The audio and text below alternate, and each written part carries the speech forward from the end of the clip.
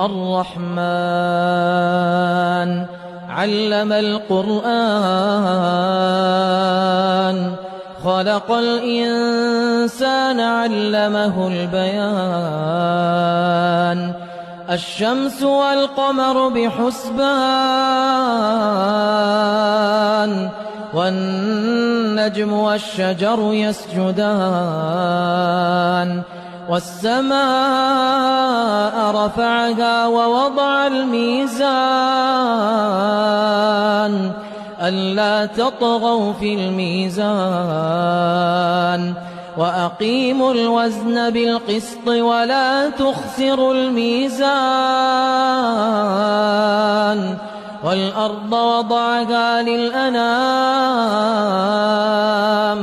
فيها فاكهة والنخل ذات الأكمام